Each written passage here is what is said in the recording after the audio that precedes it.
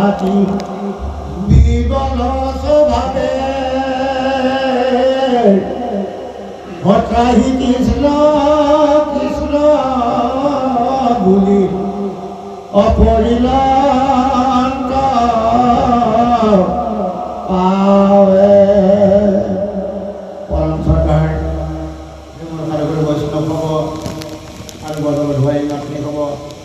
আমি ইমান পৰে আপোনালোকৰ নিৰ্দেশ পালন কৰিব যাওঁতে হয়তো অবাঞ্ছিতভাৱে কিবা ভুল বুদ্ধি হৈ গৈছে।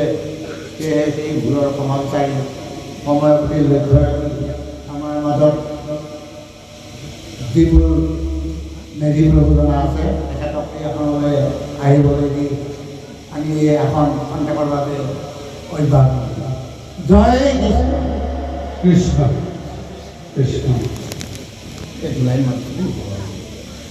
হে গুরু সমস্ত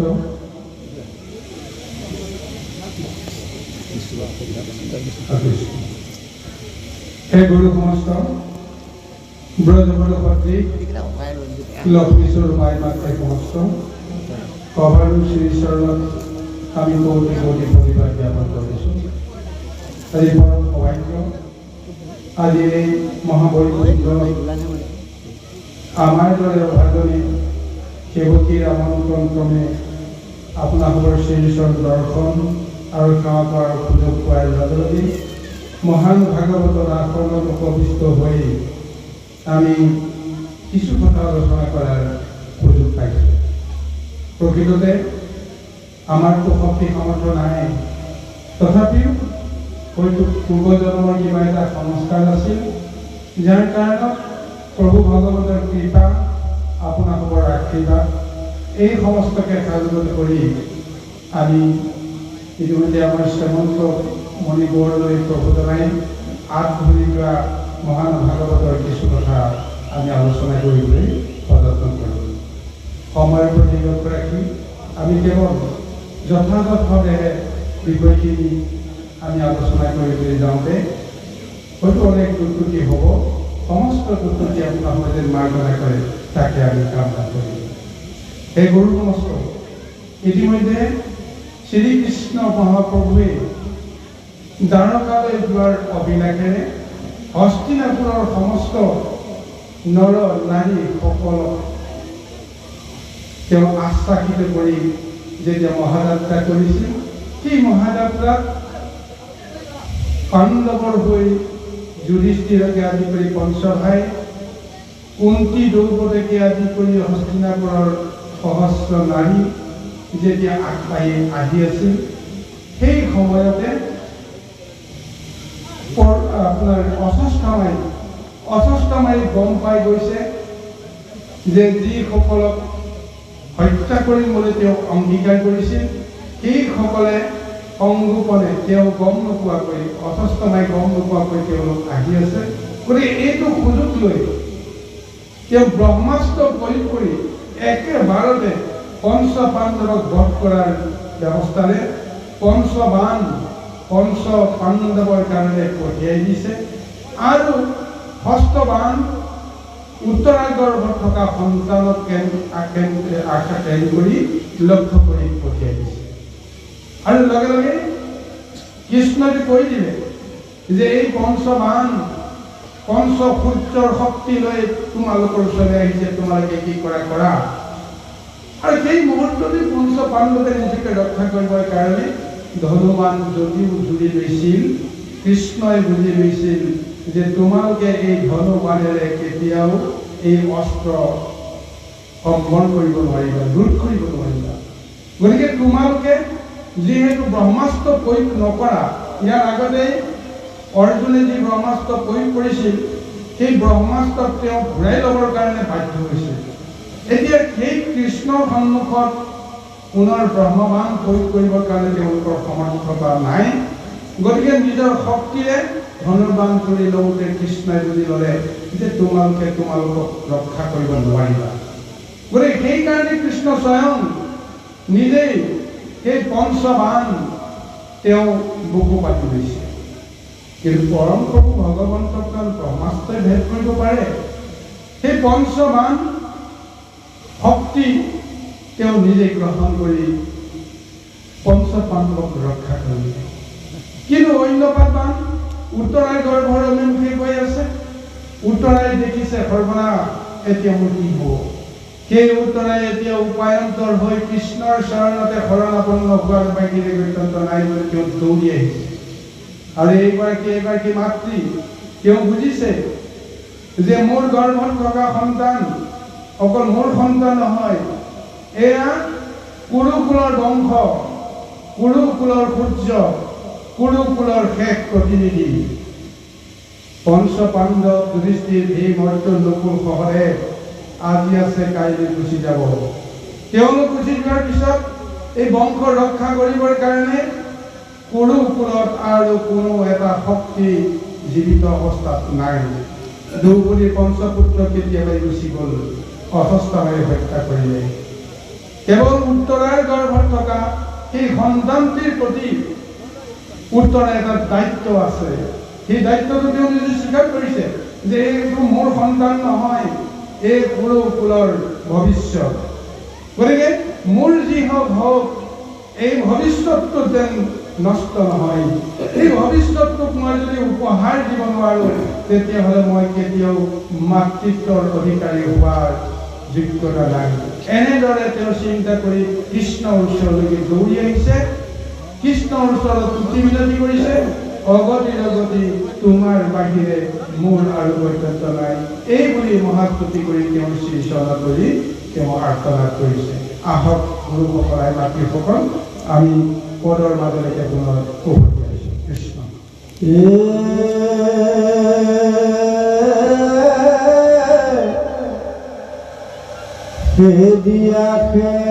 কিবা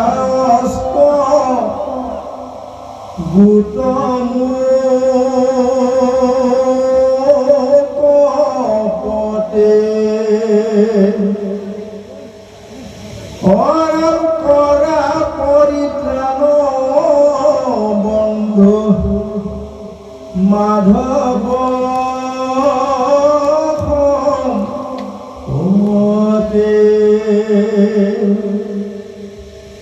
হেৰাকে পাইলে মোক দুৰন্ত মৰণে অভয় চৰণে প্ৰভু পখিল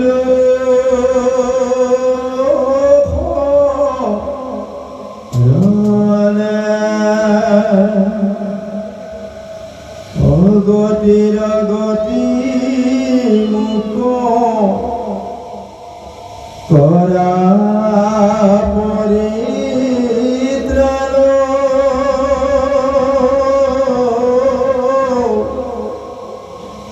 তুমি বিনেৰা সন্তানে দেখো নাথয়াল নাহি চিন্তা মৰম এই হৰে পদে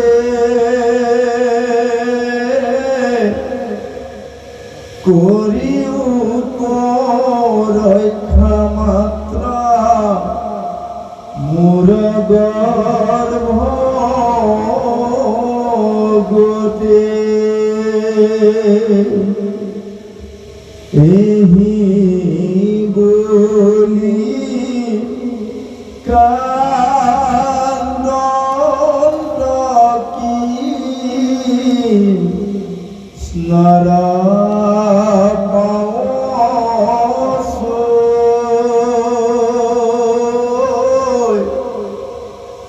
গৰ্ভতলা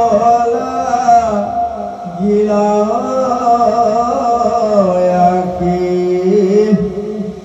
ব্ৰহ্মস্তৰ জয়ে দেখিয়াতে বেঠে নাথহিকে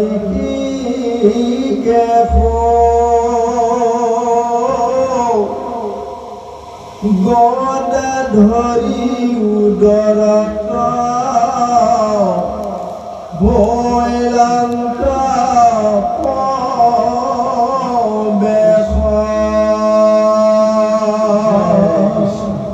এই গুৰু সমস্ত নাৰীৰ কি এক মহাশক্তি। এই নাৰীৰ শক্তিয়ে যেতিয়া ভকতিৰ মাজেৰে ভগৱন্তৰ লগত সম্বন্ধ কৰে, ভগৱন্তক চিনি পোৱাত তেওঁলোকে কেতিয়াও ভুল নকৰে। আজি এই তত্ত্বটোকে কুৰুকুলত তিনিগৰাকী মহান নাৰীয়ে কেনেকৈ কৃষ্ণক দৈৱকী পুত্ৰ, বসুদেৱৰ পুত্ৰ বা নন্দৰ পুত্ৰ যে নহয়, স্বয়ং প্ৰভু ভগৱন্ত যে অনন্ত কোটি ব্ৰহ্মাণ্ডৰ অধিকাৰীজন চিনি পোৱাত অকণমানো তেওঁলোকে ভুল কৰা নাছিল। প্ৰথমতে সেই ভুল কৰা নাছিল গান্ধাৰীয়ে, তাৰপিছত ভুল কৰা নাছিল কুন্তীয়ে, আৰু তাৰপিছত প্ৰমাণ দিলে দ্ৰৌপদী আৰু উত্তৰাই। এই চাৰিগৰাকী নাৰীয়ে কোনো কাৰণতে কৃষ্ণক জগতৰ ঈশ্বৰ নহয় বুলি মানি ল'ব নোৱাৰিছিল। গতিকে সেইকাৰণে সমস্ত বিপদে আপদে কৃষ্ণকে ধ্যান কৰি তেওঁলোকে মহাকৃপা লাভ কৰিছিল কৃষ্ণৰ। আৰু আজি এই সন্ধিখনতো নিজৰ পাণ্ডৱ কুলৰ যি পঞ্চ সূৰ্যৰ সদৃশ যুধিষ্ঠিৰ, ভীম, অৰ্জুন, নকুল, সহদেৱ থকাৰ পিছতো তেওঁলোকৰ পুত্ৰ বধূৰ গৰ্ভ ৰক্ষা কৰাৰ শক্তি যে নাই, স্বয়ং প্ৰভু ভগৱন্ত কৃষ্ণৰ বাহিৰে কাৰোৱে যে এই শক্তিটো নাই, উত্তৰাই বুজিবৰ কাৰণে পৰম্পৰা নাছিল। আৰু তেওঁ চকুৰ আগতে দেখিছে যি ব্ৰহ্মাস্ত্ৰ প্ৰয়োগ কৰিছে অশস্ত্ৰময়, তাৰে পঞ্চ ব্ৰহ্মাস্ত্ৰক স্বয়ং প্ৰভু ভগৱন্তে নিজেই বুকু পাতি লৈ সেই অস্ত্ৰ প্ৰশমিত কৰাই পঞ্চ পাণ্ডৱক ৰক্ষা কৰিছে। যে এনেকুৱা এটা সময়ত উত্তৰাই নিজৰ গৰ্ভৰ সন্তান ৰক্ষা কৰিবৰ কাৰণে সেইজন কৃষ্ণৰ শৰণাপন্ন হোৱাৰ বাহিৰে গত্যন্ত নাই। তেওঁ গৈছে দৌৰি গৈ তেওঁ অভিনয় কৰিছে যে মোৰ এই পুত্ৰ গুটিক তুমি ৰক্ষা কৰা। এই পুত্ৰ গুটিয়ে হৈছে কুৰুকুলৰ এক মহা শক্তি, আৰু ব্ৰহ্মাস্ত্ৰই মোৰ গৰ্ভত ভেদি আহিছে, মই যেন কোনো কাৰণতে ৰক্ষা নকৰিম। মই যদি ৰক্ষা নকৰোঁ তেতিয়াহ'লে মোৰ গৰ্ভৰ সন্তানটো ৰক্ষা নকৰে। তথাপি মোৰ যি হয় হওক, তুমি মোৰ গৰ্ভৰ সন্তানটো ৰক্ষা কৰা। এই বুলি যেতিয়া প্ৰণিপাত কৰি তেওঁ কান্দি কান্দি যেতিয়া হাহাকাৰ কৰি দিছে, তেতিয়া পৰম প্ৰভু ভগৱন্ত কৃষ্ণই তেওঁ ঐশ্বৰিক লীলা তেওঁ প্ৰদৰ্শন কৰাই তেওঁ মহালীলা কৰি উত্তৰাৰ গৰ্ভত সূক্ষ্ম এটা ৰূপ লৈ তেওঁ নিজেই গলা ধৰি প্ৰৱেশ কৰিছে। আহক এই উত্তৰাৰ গৰ্ভত প্ৰৱেশ কৰি তেওঁ কি মহালীলাৰে গৰ্ভস্থ সন্তানক ৰক্ষা কৰে সেইটোৱে আমি জানিব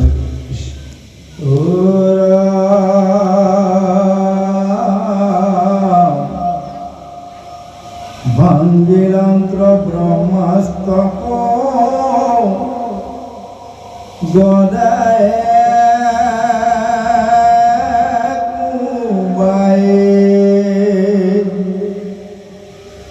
জিয়াই লন্ত্ৰ শিশু কয়ৰ মৃত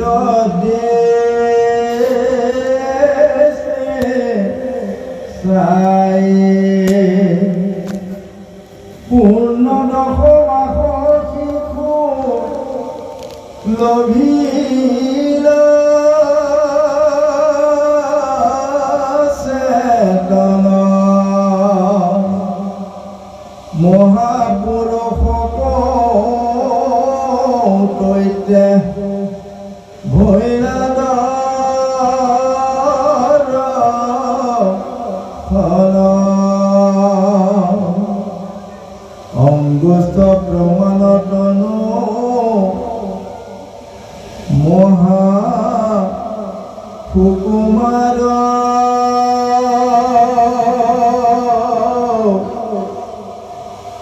শ্যাম তনুপিত বস্তে আতি জাতিস্কাৰ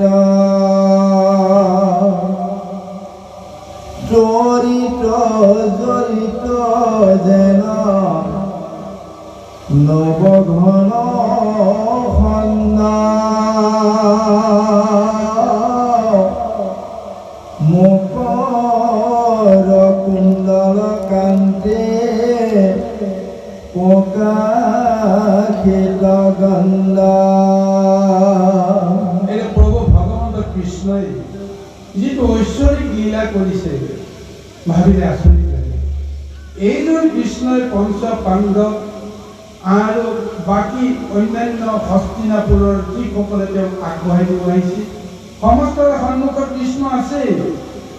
এইজন কৃষ্ণক সকলোৱে দেখি থকাৰ মাজতেও সেই প্ৰভু ভগৱন্তে অন্য এটা ৰূপেৰে সূক্ষ্ম সূক্ষ্ম ৰূপ লৈ গৰাগৰি যেতিয়া উত্তৰাৰ গৰ্ভত কৰিলে, উত্তৰাৰ গৰ্ভত কি হৈ আছে বাকী সমস্তই কৰিব পৰা নাই, কেৱল উত্তৰা চট ফটাই আছে। আৰু সেইখিনি সময়তে কৃষ্ণই গৰা ধৰি সেই ব্ৰহ্মাস্ত্ৰক তেওঁক ভাঙি চূৰমাৰ কৰি পেলালে। আৰু তাৰপিছতে গৰ্ভস্থ সন্তানটোলৈ তেওঁ অমৃত দৃষ্টিৰে তেওঁ যেতিয়া শুভ দৃষ্টি প্ৰদান কৰিছে, লগে লগে অচেতন হৈ থকা সেই গৰ্ভস্থ সন্তানটোৱে চেতনা ঘূৰাই পালে। চেতনা ঘূৰাই পাই চকু মেলি দেখিছে যে এটা আঙুলিৰ সমান কোনোবা এটা চাৰিওফালে যেন কিবা এটা অস্ত্ৰ লৈ ঘূৰি আছে। কি কৰিছে কি কৰা নাই চিনি পোৱা নাই, কিন্তু তেওঁ জ্ঞান এটা আছে কোনোবাই নাই কোনোবাই মোৰ ফালে চাই চাই হাঁহি হাঁহি তেওঁ মোক কিবা যেন ক'বলৈ বিচাৰিছে আৰু তেওঁ কাৰোবাৰ লগত যেন তেওঁ যুদ্ধ কৰি আছে, এনেকুৱা এটা স্মৰণ এই গৰ্ভস্থ সন্তানটো হৈছে। গতিকে সেই গুৰুসকল আই মাতৃসকল আজি যিটো বৰ্ণনা দিছে যে পূৰ্ণ দশমাত সম্পূৰ্ণ হোৱা পূৰ্ণ বয়স্ক গৰ্ভস্থ সন্তানটো যিকোনো মুহূৰ্ততে হয়তো ভূমিষ্ঠ হ'ব, এনেকুৱা এটা সময়ত তেওঁৰ জ্ঞান বুদ্ধি বিকাশ যে সম্পূৰ্ণ গৰ্ভতেই যে লাভ কৰে, এই কথাটো কিন্তু আমি মানিব লাগিব। কপিল মহাপ্ৰভুৱে তৃতীয় স্কন্ধ ভাগৱতত মাতৃ দেৱভূতিকৈ জ্ঞানেই দিছে, যেতিয়া পঞ্চ মাহতেই গৰ্ভস্থ সন্তানটিয়ে বিষয়াৰ লগত যেতিয়া সম্বন্ধ কৰি ভোক আৰু পিয়াহৰ লগত সম্বন্ধ কৰে, তাৰ পিছতে খাদ্য গ্ৰহণৰ জৰিয়তে তেওঁৰ মন বুদ্ধি পৰিপুষ্ট কৰি 7 মাহত তেওঁ মন বুদ্ধি পূৰ্ণ বিকাশ ঘটে। সেইখিনি সময়তে ভগৱন্তৰ লগত তেওঁৰ যে কিবা নহয় কিবা এটা সম্বন্ধ আছে, এই জ্ঞানটো গৰ্ভস্থ সন্তানে লাভ কৰে। আৰু এই জ্ঞানটো লৈ এতিয়া উত্তৰাৰ গৰ্ভত থকা সেই সন্তানটো তেওঁ নিজকে চিনি পাইছে যে মোৰ চাৰিওফালে কিবা নহয় কিবা এটা শুভ দৃষ্টি বিৰাজ কৰি আছে। আৰু চাওকচোন গৰ্ভটোত এটা সন্তানে চকু মেলি ৰৈ নাথাকে, গৰ্ভটোতো সদায় চকু মুদিয়ে থাকিব লগা এটা অৱস্থাত আহি গৰ্ভৰ অন্ধকূপত থকাৰ পিছতো কেনেকৈ জ্ঞানৰ মহাতত্ত্ব লোকসমূহে লাভ কৰিব পাৰে, এই তত্ত্বটোকে যেন দেখুৱাই আছে। গতিকে সেইজনেও চিনি পাইছে যে কোনোবা এজনে নহয় মোক আজি দৰ্শন দিছে। কি ৰূপত দৰ্শন দিছে এতিয়া তেওঁ ভালকৈ লক্ষ্য কৰিছে। তেওঁৰ ৰূপ কেনেকুৱা, তেওঁৰ চকুৰ পৰা নাকৰ পৰা আৰম্ভ কৰি 10 ইন্দ্ৰিয়, মূৰৰ পৰা ভৰিৰ নখলৈকে তেওঁৰ সমস্ত ৰূপ তেওঁ চাই আছে। চাই তেওঁ নিজৰ দৃষ্টিৰে বৰ্ণনা কৰিছে যে সেইজন কেনেকুৱা কি ৰূপ। আহক সেই মহাবৰ্ণনা পৰৱৰ্তী পদত প্ৰদান কৰিছে।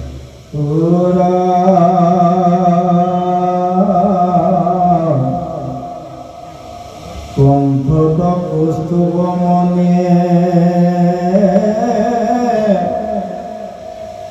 যেন সূৰ্য আজাদুলম্বিত মহা চাৰু চাৰি ভুজ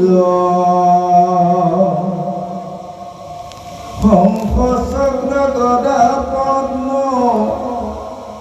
আছে চাৰি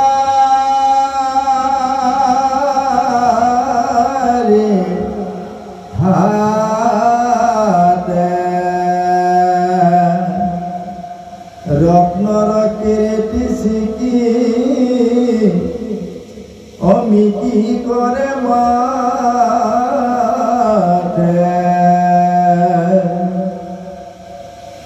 তৰুণৰ চাৰু পংকজ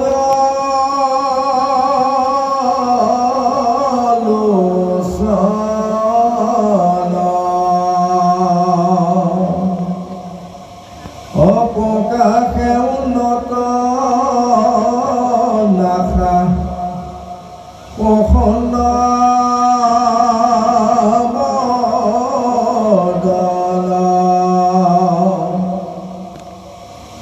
ৰাম কুণ্ড কৰে দখনয়ে সত্ৰতে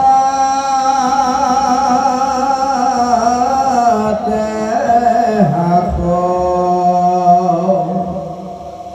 কৰে ৰত্নময় হাৰ হিয়া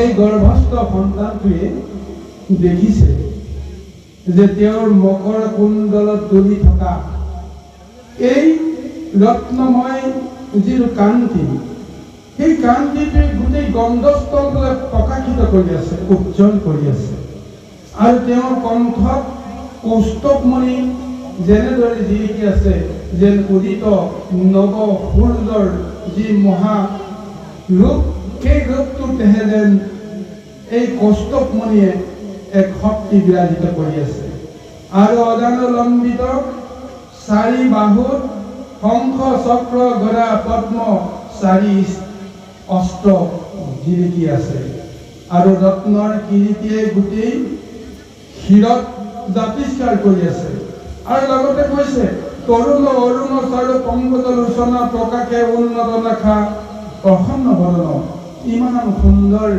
তেওঁৰ উৰুস্থল গন্ধস্থল শৰীৰত ইমান সুন্দৰ তেওঁ বস্ত্ৰ অলংকাৰ পিন্ধি আছে অথচ এই গৰ্ভস্থ সন্তানটিয়ে যদি তেওঁৰ ব্ৰহ্মৰ লগত সম্বন্ধ নাথাকে কেনেকৈ গম পায় যে জ্বলি থকাটো যে মকৰ কুণ্ডল কণ্ঠত থকা মণিটো যে আপোনাৰ কৌস্তভমণি তেওঁ কেনেকৈ জানে তেওঁ মনততো ধাৰণা আহিছে যে এইটো কৌস্তভমণিয়ে হয় আৰু এইটো মকৰ কুণ্ডলে হয় তাৰ মানে গৰ্ভস্থ সন্তানটোৰ লগত ব্ৰহ্মৰ যিটো মহাশক্তি সেই শক্তিৰ যিটো এটা সম্বন্ধ আছে সেইটোৰ কাৰণে তেওঁ চিনি পায় আৰু সেইকাৰণে গুৰুসকল আৰু মাতৃ সমস্ত গৰ্ভস্থ সন্তানে বাহিৰৰ জগতত কি হৈ আছে নাই সমস্ত উমান নোপোৱাকৈ নাথাকে ভিতৰত থাকিও বাহিৰৰ জগতখন তেওঁ চিনি পায় কাৰণে অন্ধকূপত গৰ্ভৰ ভিতৰত থকাৰ পিছতো তেওঁ চকু মুদিও দেখা পাইছে চাৰিওফালে কোনে তেওঁক এনেদৰে সুৰক্ষিত কৰিবৰ কাৰণে কাৰোবাৰ লগত কোনোবাই যুদ্ধ কৰি আছে এই সমস্ত জ্ঞান বুদ্ধি সেই গৰ্ভৰ সন্তানটো আছে যিখিনিৰ লগত ভগৱন্তৰ সম্বন্ধ চলে সেই সময়লৈকে তেওঁ সেই জ্ঞানটো থাকিব কিন্তু যেতিয়াই মায়া সংসাৰত তেওঁৰ প্ৰৱেশ ঘটিব যেতিয়া মুদা চকুযোৰ যেতিয়া খোল খাই যাব যেতিয়া দুয়োখন হাত জোৰ কৰি ঈশ্বৰক তুতি কৰাৰ পৰা দুখন হাত যেতিয়া মেল খাই পৰিব সমস্ত ব্ৰহ্ম জ্ঞান তেওঁ মায়াৰ প্ৰলেপত প্ৰকৃতিৰ মোহত মায়াত সমস্ত বিলাক লোপ পাই যায় তেতিয়াহে আমি চকু থাকিও অন্ধৰ দৰে আমি খেপে কৰিব লগা এটা অৱস্থা হয় আৰু ঠিক তেনেকৈ অন্ধভাৱেই সন্তানে এই জগতত প্ৰথম চকু মেলে। চকু মেলেহে, কিন্তু চকুৱে কিবা একো দেখা নাপায়।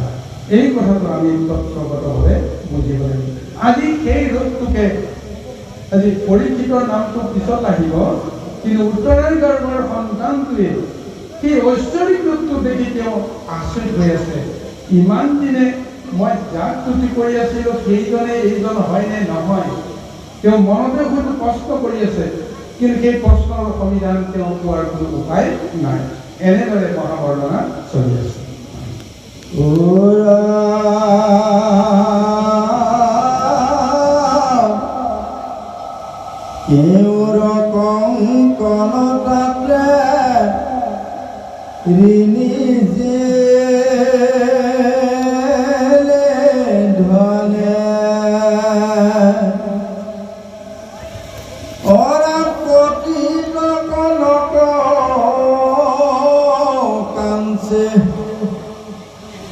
জলকে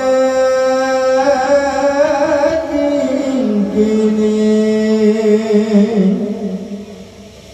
লুটে পাত পিত ভুনি অপাত ঘুর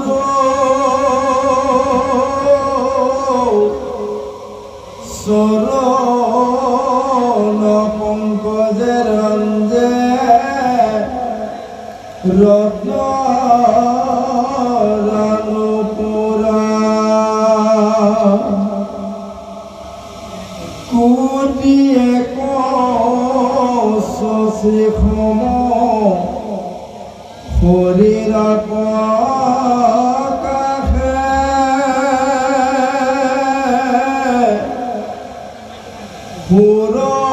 পুরন্তে আসন্ত গদা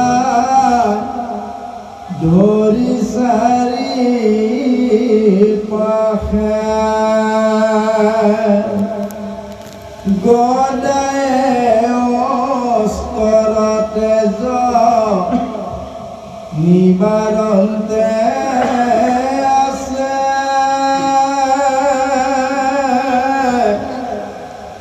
দেখো ঈশ্বর শিশু আপোনাৰ কাছে। যেতিয়া প্ৰভুৱে এই ব্ৰহ্মাস্ত্ৰৰ লগত যুদ্ধ কৰি আছে, সেইখিনি সময়তে গৰ্ভস্থ সন্তানটোৱে দেখি আছে তেওঁৰ পীত বস্ত্ৰ আৰু যি কটিত যি মেখেলা পিন্ধি আছে তাতে ৰত্ন খচিত এক ৰূপ আছে, আৰু তেওঁ নিজৰ চৰণত যি নুপুৰ ধাৰণ কৰি আছে, সেই নুপুৰৰ ধ্বনিৰে, বস্ত্ৰ অলংকাৰৰ সুৰৰ ধ্বনিৰে এনেকুৱা এক কোলাহল সৃষ্টি কৰিছে। ছন্দময় এটা যেন নৃত্যহে চলি আছে, গীতহে যেন চলি আছে, এক সংগীতময় মধুৰতাও অনুভৱ কৰি আছে গৰ্ভস্থ সন্তানটি। তাৰপিছতে দেখিছে তেওঁৰ দেহৰ এই শক্তি ইমান উজ্জ্বলকৈ প্ৰকাশমান হৈছে যে কৌটি কৌটি সূৰ্যৰ পোহৰহে যেন ধাৰণ হৈ আছে সেইটো দেহত। আৰু দেখিছে যে গদাৰে কোবাই কোবাই কোনোবা এটা মহাশক্তিক তেওঁ যেন নিক্ষেপ কৰিবৰ কাৰণে যত্ন কৰি আছে। আৰু এটা সময়ত দেখিছে সেই বাহিৰৰ পৰা অহা সেই শক্তিটো গদাৰে কোবাই কোবাই এটা সময়ত সেই শক্তিটোক যেন নাশ কৰি পেলাইছে। তাৰপিছত অতি শান্ত শুভ্ৰ দৃষ্টিৰে তেওঁলোকে চাই আছে, এনেকুৱা এটা ধাৰণা তেওঁৰ মনলৈ আহিছে। আৰু তেতিয়াই তেওঁৰ মনত ভাৱনা আহিছে যে এইজনে সেইজন নেকি, যিজনক মই ইমান দিনে মই তপ কৰি আছোঁ, মই জনাৰ পৰা বুজাৰ পৰা তেওঁক মই ধ্যান কৰি আছিলোঁ, সেইজনে আহি মোক দেখা দিলে নেকি, এনেকুৱা এটা তেওঁৰ ধাৰণা আহিছে। বাৰু চিঠি নহওক গুৰু সমস্ত, আই মাতৃ সমস্ত সময়ৰ প্ৰতি লক্ষ্য ৰাখি আৰু এটা পদচৰণৰ পিছতে আমি এই আসনৰ পৰা অব্যাহতি বিচাৰি আমাৰ সকলোৰে আদৰৰ, সকলোৰে শ্ৰদ্ধাৰ ঋতু পাঠক মহন্ত প্ৰভুৱে সাজু হৈ আছে। তেখেতৰো হয়তো সময়ৰ বহুত নাটনি হোৱাৰ স্বত্তেও আমাৰ মাজত আহি উপস্থিত হৈছে যেতিয়া আমি সকলোফালে লক্ষ্য ৰাখি আমি তেখেতক এইখন আসনৰ কাৰণে আমি আমন্ত্ৰণ জনাব বিচাৰিছোঁ।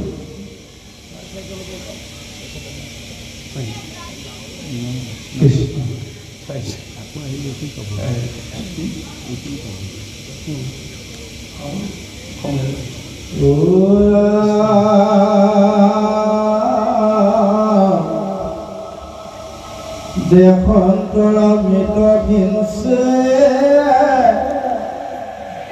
যেন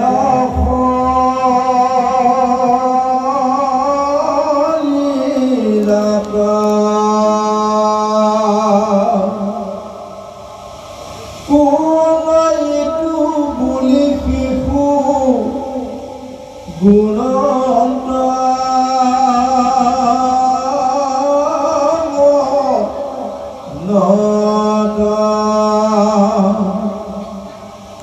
হয় আছিল কটু খেল চাইলে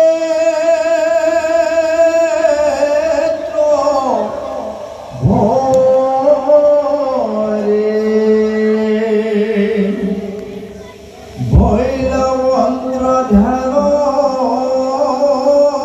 পাছে তৈতেছি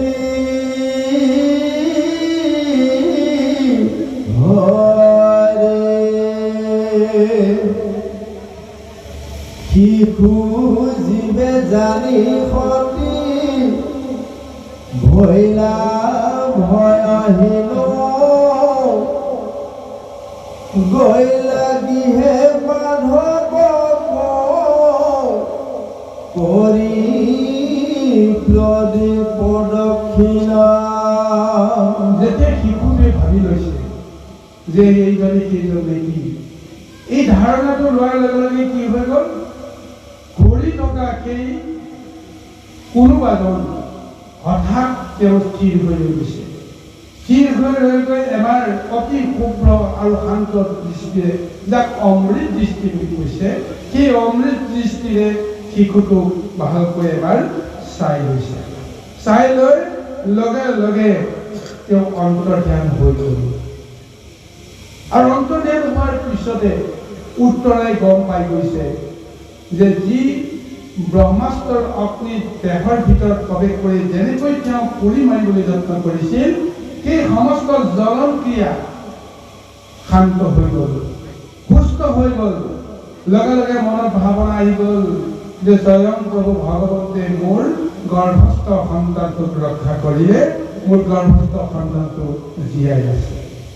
আৰু এনেদৰে ঈশ্বৰৰ দৰ্শন সেই গৰ্ভস্থ সন্তানটোৱে লাভ কৰিলে। আৰু আনে জানক কিংবা নাজানক অন্ততঃ উত্তৰাই গম পাই গৈছে যে স্বয়ং কৃষ্ণৰ কৃপাত মোৰ গৰ্ভস্থ সন্তানটো ৰক্ষা পৰিল। অথচ সেইজন কৃষ্ণৰ চকুৰ আগতেই সমস্তৰে সন্মুখতে ৰৈ আছে, সমস্তকে চাই আছে আৰু সমস্ত কৃষ্ণৰ ফালে চাই আছে। মুহূৰ্তৰ ভিতৰতে যেতিয়া উত্তৰা সুস্থ হৈ গ'ল, তেতিয়া সকলোৱে অন্ততঃ ভাবিবৰ কাৰণে বাধ্য হ'ল, এক কৃষ্ণৰ মহত্বৰ কাৰণে আজি উত্তৰাও ৰক্ষা কৰিল, উত্তৰাৰ গৰ্ভৰ সন্তানটো ৰক্ষা কৰিল। তাৰপিছত সমস্তবিলাকে পুনৰবাৰ গন্তব্য স্থানৰ যিটো লক্ষ্য, এই হৈছে কৃষ্ণই দ্বাৰকালৈকে যাব লাগে। দ্বাৰকালৈ যোৱাৰ পথত এই ঘটনাখিনি বা এই লীলাটো হৈ আছে। যেতিয়া কৃষ্ণ পুনৰবাৰ দ্বাৰকা অৱমুখে খোজ ল'বলৈ আৰম্ভ কৰিছে,